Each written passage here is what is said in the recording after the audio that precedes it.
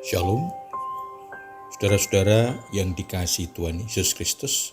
Bertemu kembali dengan renungan ajaran hidup, kasih karunia dan damai sejahtera dari Tuhan Allah Bapa kita dan persekutuan dengan Tuhan Yesus Kristus serta pimpinan dan pemeliharaan Roh Kudus menyertai saudaraku semua. Amin. Saudaraku, kita akan bersama mendengar dan merenungkan firman Tuhan. Sebelumnya mari kita mohon berkat Tuhan dengan berdoa. Bapa di surga, terima kasih atas pemeliharaan dan berkat-Mu dalam kehidupan kami sampai saat ini. Sebentar lagi kami akan menerima firman-Mu.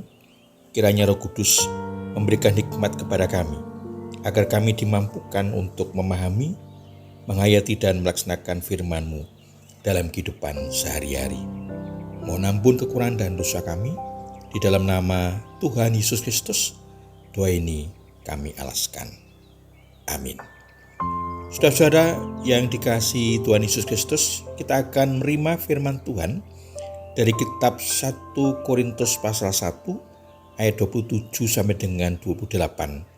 Demikian firman Tuhan. Tetapi apa yang bodoh bagi dunia dipilih Allah untuk mempermalukan orang-orang yang berhikmat. Dan apa yang lemah bagi dunia dipilih Allah untuk mempermalukan apa yang kuat. Apa yang tidak terpandang dan yang hina bagi dunia, bahkan apa yang tidak berarti dipilih Allah untuk meniadakan apa yang berarti. Demikian firman Tuhan. Saudaraku, bagian firman Tuhan ini diberi tema yang lemah dipilih Allah untuk mengalahkan yang kuat. Dalam kehidupan sehari-hari kita menemukan kenyataan yang kuat mengalahkan yang lemah. Atau dengan kata lain, yang lemah dikalahkan oleh yang kuat.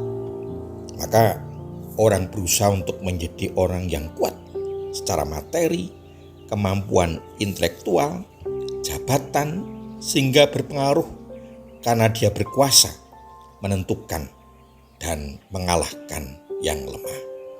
Pengalaman kehidupan orang percaya, Tuhan Yesus memanggil mereka yang ditolak, yang miskin, bukan orang pandai, orang-orang berdosa, mereka yang dianggap bodoh dan lemah.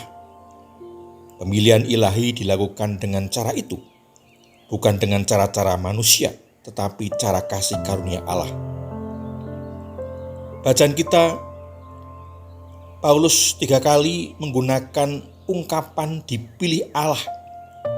Panggilan Injil adalah cara Allah untuk memalukan mereka yang menganggap diri mereka berhikmat dan kuat. Mereka mungkin diakui dunia sebagai yang berhikmat dan kuat, tetapi di mata Tuhan tidak berarti. Allah memilih mereka yang tidak terpandang dan yang hina untuk menunjukkan kuasa dan kasih karunia-Nya yang tak terduga. Orang Kristen di Korintus mungkin telah dianggap orang-orang yang tidak berarti oleh orang-orang di kota itu. Menganggap diri mereka penting atau berarti. Saudaraku, dengan Allah memilih orang-orang yang lemah, rendah, tidak berarti. Allah bermaksud untuk meniadakan kesombongan manusia.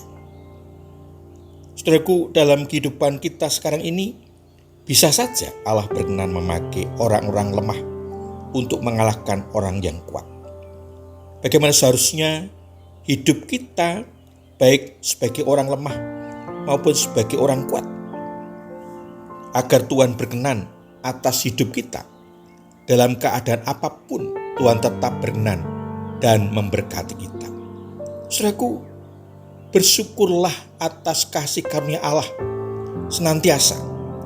Merendahkan diri di hadapan Allah, karena Dialah sumber hidup dan berkat dalam kehidupan kita.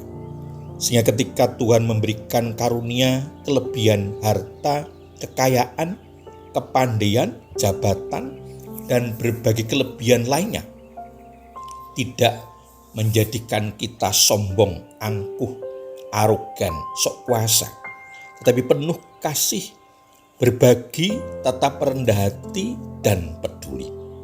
Sedangkan kalau dalam keadaan lemah, terbatas dengan segala ketidakmampuannya, tidak menjadi minder, rendah diri, putus asa, kecewa, tidak semangat, tetapi tetap penuh gairah menjalani kehidupan, penuh optimis dengan bersandar dan mengandalkan Tuhan Allah, pelindung dan penolong dalam kehidupan kita, dan bersedia dipakainya untuk menyatakan karyanya. Saudaraku yang dikasihi Tuhan Yesus Kristus, sesungguhnya dalam kehidupan ini hanya karya dan nama Tuhan yang dimuliakan. Karena Tuhan telah memuliakan hidup setiap kita dengan menyelamatkan hidup kita dari kuasa dosa dan menjadikan kita orang-orang yang diberkati. Oleh karena itu, apapun keadaan kita, biarlah menjadi persembahan yang menjadikan hormat dan kemuliaan nama Tuhan. Amin. Mari kita menaikkan syukur kepada Tuhan di dalam doa. Bapa di surga, terima kasih firman-Mu mengingatkan sekaligus menguatkan hidup kami. Mampukan kami senantiasa mensyukuri anugerah kasih karunia-Mu dalam kehidupan, sehingga hidup kami berkenan kepadamu dan menjadikan nama Tuhan dipermuliakan. Mohon ampun kekurangan dan dosa kami, yang menyerahkan seluruh kehidupan kami selanjutnya dalam naungan kasih dan anugerah-Mu. Hanya di dalam nama Tuhan Yesus Kristus, ucapan syukur dan permohonan kami ini kami alaskan. Amin. Saudara yang dikasihi Tuhan Yesus Kristus, demikian renungan ajaran hidup. Semoga berkenan dan menjadi berkat. Sampai bertemu kembali dalam renungan selanjutnya. Terima kasih, Tuhan Yesus memberkati. Amin.